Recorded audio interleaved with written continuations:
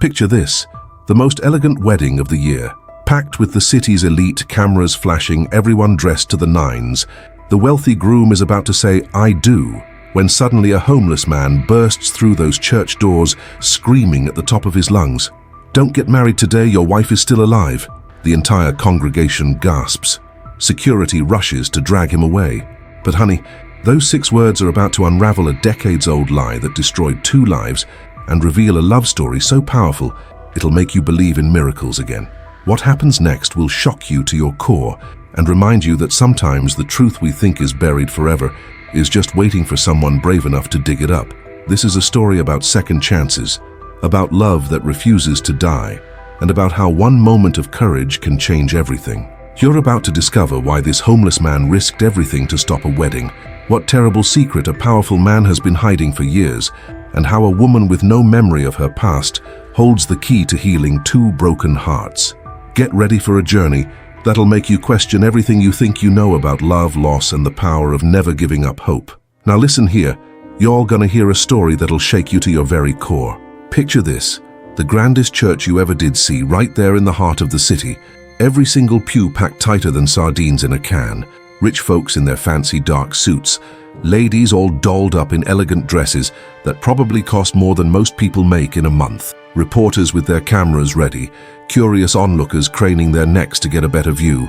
And there's William, our groom, walking down that aisle like he owns the world. Now this man, he's got more money than he knows what to do with, owns half the businesses in town. But honey, if you looked real close into those eyes of his, you'd see something that'd break your heart. Pure emptiness. Like a house with all the lights on but nobody home. The pastor, bless his heart, starts asking those age-old questions. "Do you, William, take this woman?" But before he can even finish, Lord have mercy, the loudest cry you ever heard cuts through that sacred silence like a knife through butter.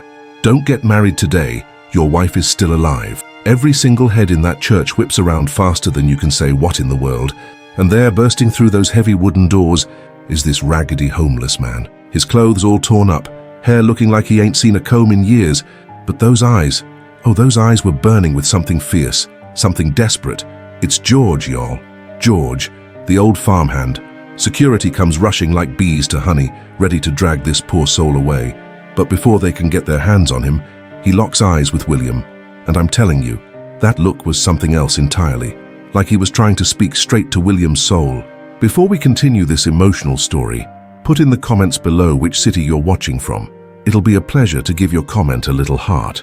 Now let's continue this exciting story. Now honey, that cry from George hit William like a freight train, and suddenly all those memories he'd buried deep down came rushing back like a dam had burst wide open. Picture this. Years ago, William wasn't this cold businessman in a fancy suit. No sir, he was just a young man with hands rough from honest work, living on a little farm way out in the countryside with his beloved Mary. Lord, she was something else, radiant as sunshine after rain, always smiling even when times got tough. They didn't have much, just simple clothes and big dreams, but that little piece of land was alive with hope. "We're gonna plant the best crops this county's ever seen," William would tell her, holding her close on their front porch. "Gonna raise a whole bunch of children right here, grow old together watching our grandkids play in these very fields." And Mary, bless her heart, would just beam at him and say, "I can already see it, William. I can see our whole beautiful life ahead of us." But then came Henry, their neighbor.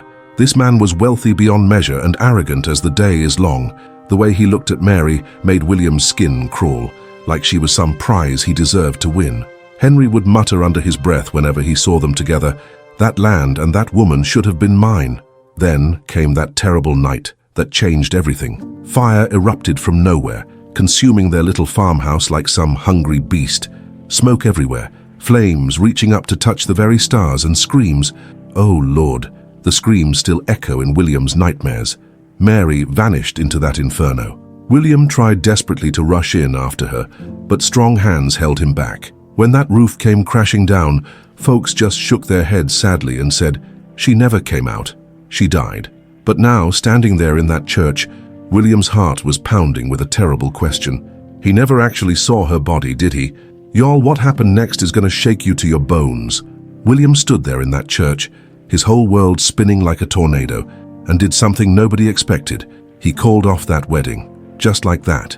walked right up to that altar and said, "This ain't happening today, folks." The bride went pale as a sheet. Guests started whispering like a bunch of hens, but William didn't care about none of that.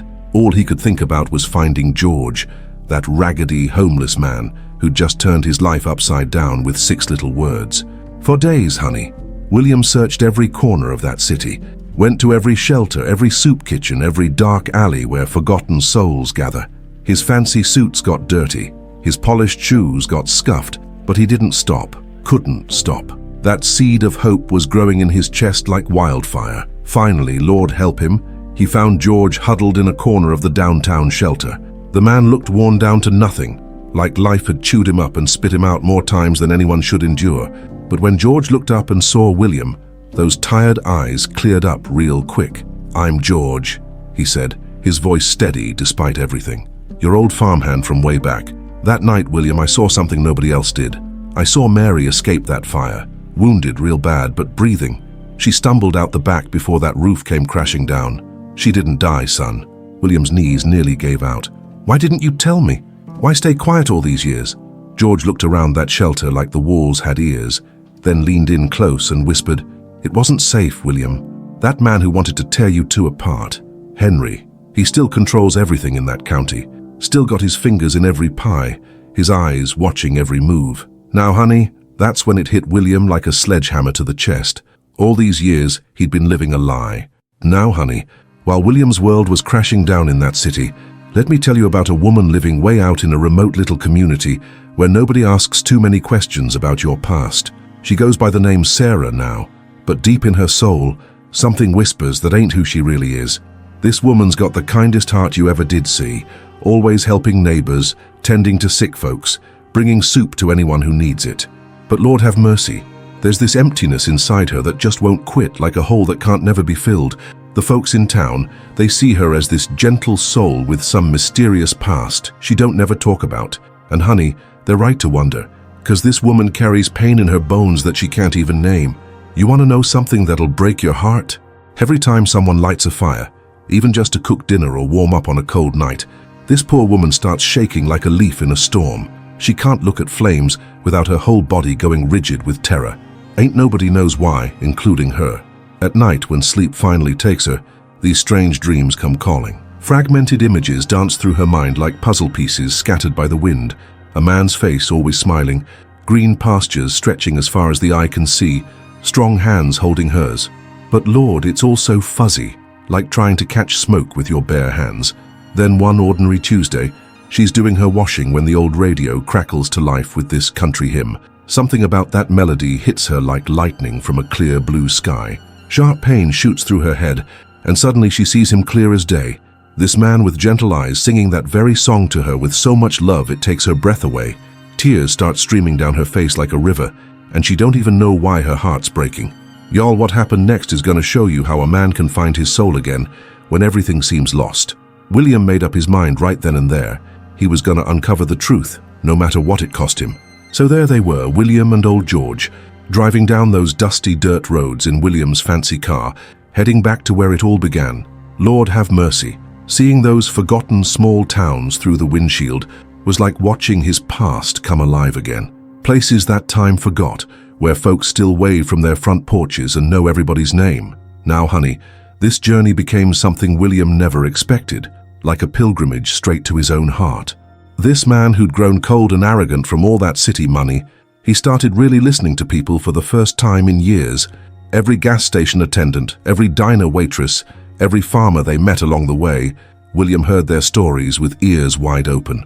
"You're that Williams boy, ain't you?" an old woman at a roadside store asked him. "Heard about what happened to your place." That's when the neighbors started talking, and honey, what they told him made his blood run cold. "Henry bought your land for next to nothing right after that fire," they said, shaking their heads sadly. "Paid the county taxes when you couldn't, claimed it was abandoned. Now he owns everything as far as the eye can see." George just nodded grimly. "Told you that man had his fingers in every pie." But then, Lord help them, someone mentioned a place called Hollow Creek. Soon as those words hit William's ears, he started trembling like he'd seen a ghost. Something deep in his bones told him that name meant everything. "Hollow Creek," he whispered, gripping the steering wheel so tight his knuckles went white. "George, You think she could be there?" The old farmhand looked at him with eyes full of hope and sorrow. "Son, there's only one way to find out. Now, honey, what happened in that next little town is going to make your blood boil with righteous anger." William and George had just pulled into this sleepy place where everybody knows everybody's business, when this weathered old man comes shuffling up to their car. "You're William, ain't you?" the man says, his voice shaking like autumn leaves.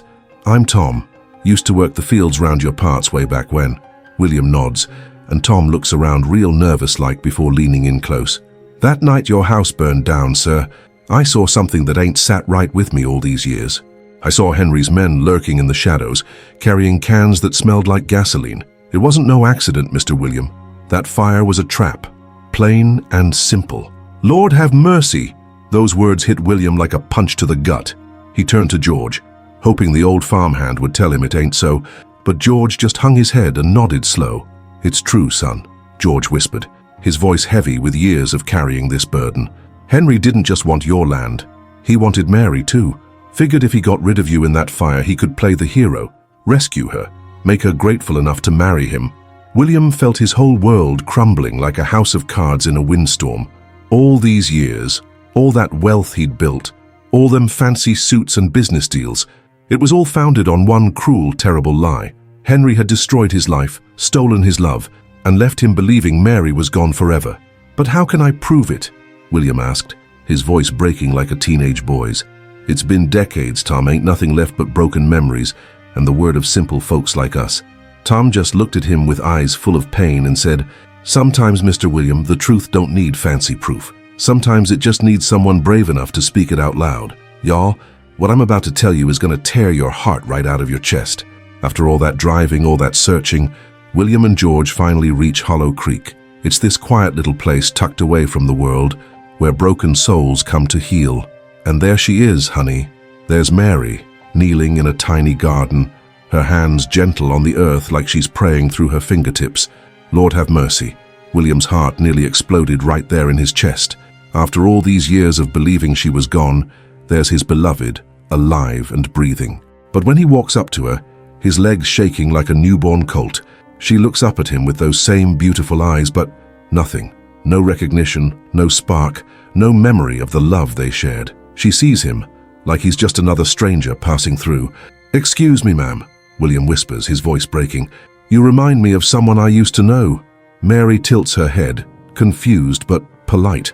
"I'm sorry, sir, but I don't think we've met." That's when William does something desperate. He speaks the words only they knew, their secret promise from way back when. "The sun will set, but our love will rise again with every dawn." "Honey," Mary's whole body starts trembling like she's been struck by lightning. She presses her hand to her chest, gasping for air, and you can see these fragments of memory trying to break through like sunlight through storm clouds. But then fear takes over, cold and overwhelming. She stumbles backward, shaking her head frantically. No, I don't know what you're talking about. Please just leave me alone." William's heart shatters into a million pieces as she runs away from him. He found her. Lord help him, he found his Mary alive. But her soul, her memories, her love, it's all lost somewhere in the darkness of her mind. How can he bring her back without scaring her away forever?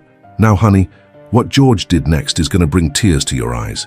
That old man reached deep into his worn coat pocket and pulled out something he'd been carrying for decades, like it was his most precious treasure. It was a wooden locket, carved by hand, with tiny roses around the edges.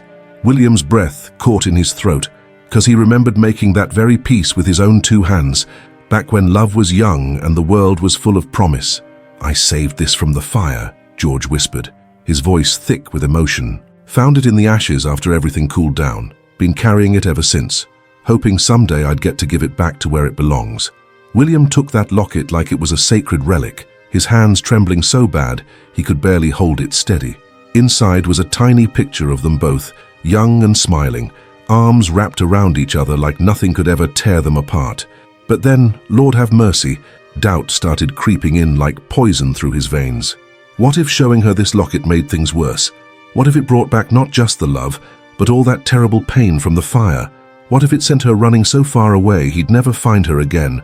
William stood there in that quiet street, torn apart by the biggest decision of his life. This little piece of carved wood could be the key to unlocking her heart, bringing back all those beautiful memories they'd shared, or it could destroy the last chance he had of ever being near her again. George watched him struggle, knowing this moment would decide everything. "Son," he said gently, "sometimes you gotta risk everything to save what matters most." But William just stood there, paralyzed by fear and hope, fighting a war inside his chest. To show her the locket or keep it hidden forever. One choice could save their love, the other could destroy it completely. Time was running out, and William had to choose.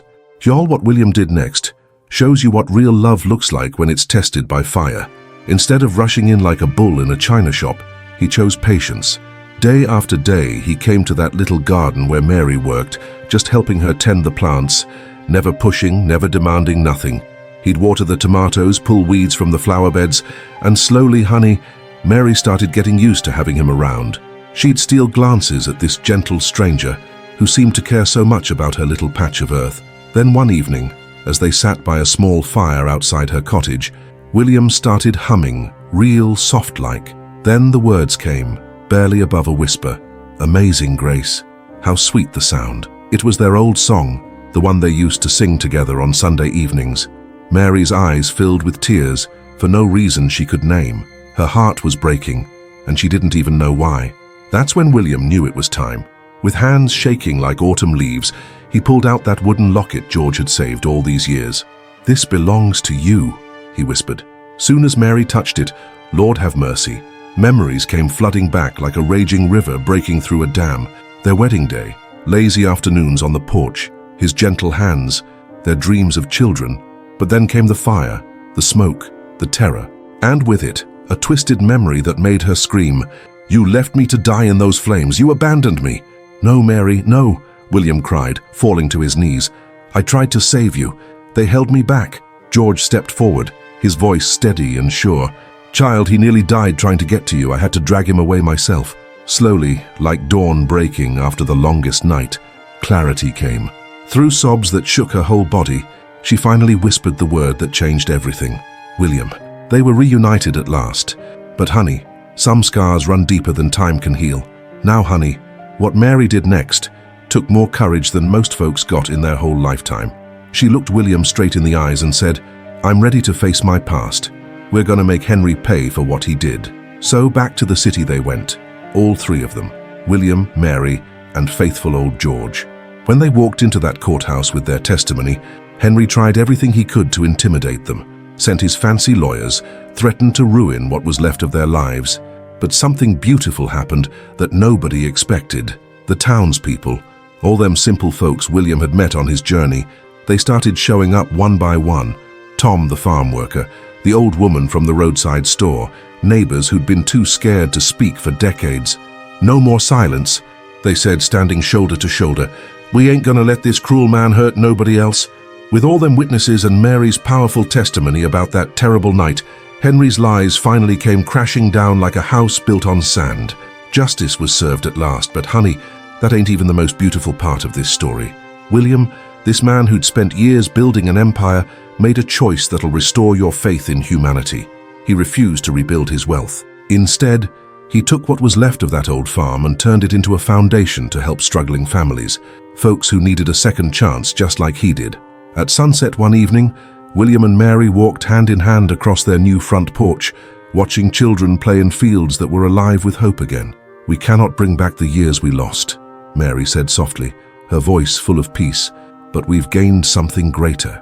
William squeezed her hand tight and replied, "A love that fire, time, and forgetfulness could not erase." As the camera pulls back, y'all can see those farmlands blooming again, stretching as far as the eye can see, fields alive with hope and new beginnings. Proof that sometimes love really can conquer all. A transformação que você precisa ver. Honey, this story ain't just about William and Mary.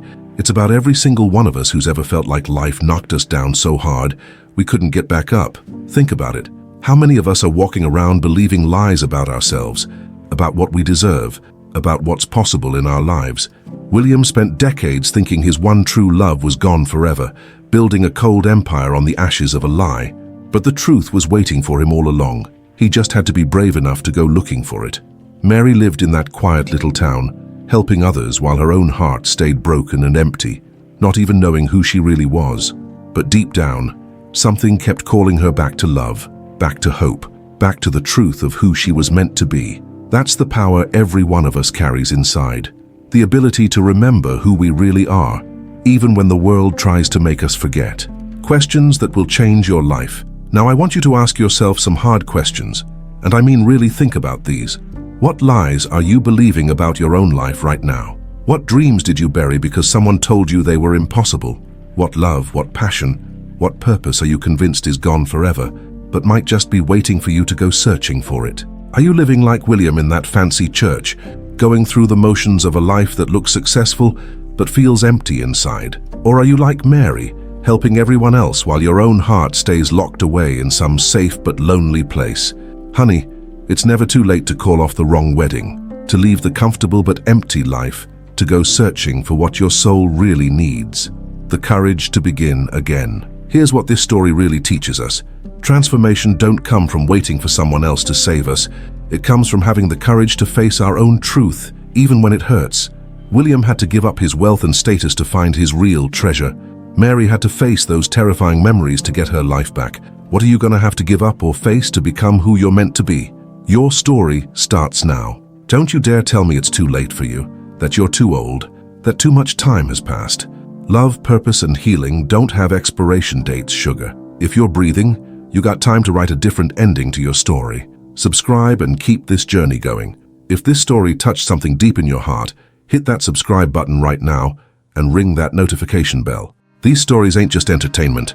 They're medicine for souls that need healing, hope for hearts that forgot how to dream.